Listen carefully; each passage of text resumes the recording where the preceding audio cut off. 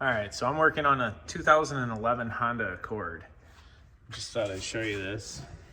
The rust got underneath the rubber weight that they put on the axle to reduce vibration and weakened the axle shaft so much that snap goes the axle. Just from the rust knocking down and narrowing the shaft, it weakened it that much that they went to take off from a stop and it just snapped. So we're gonna put a new axle in this. It's a pretty easy process. I already got this bolt pulled. We're gonna remove the lower ball joint and take off the axle nut. And that way we can get the fork off the control arm. And we just lift the spindle up, pull the axle right out, pop the new one in, torque everything back up.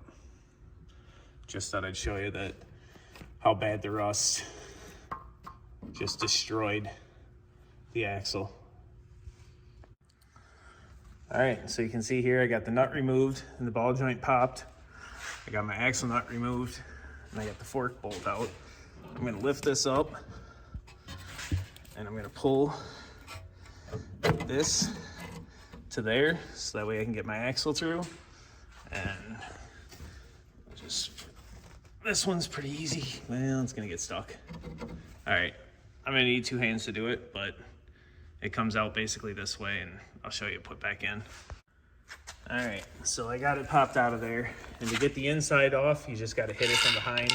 I used a pry bar and came at it from behind, took one whack with a hammer and popped it out. But you can see where this piece is, how skinny it got and how weak it made it.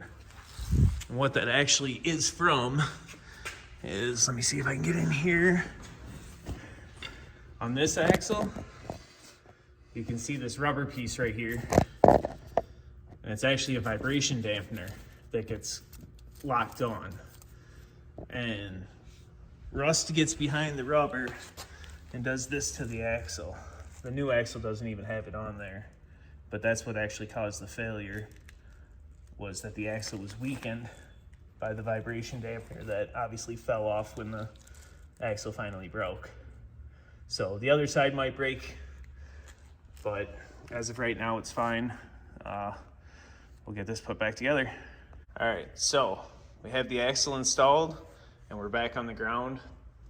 Everything's torqued except for this one bolt.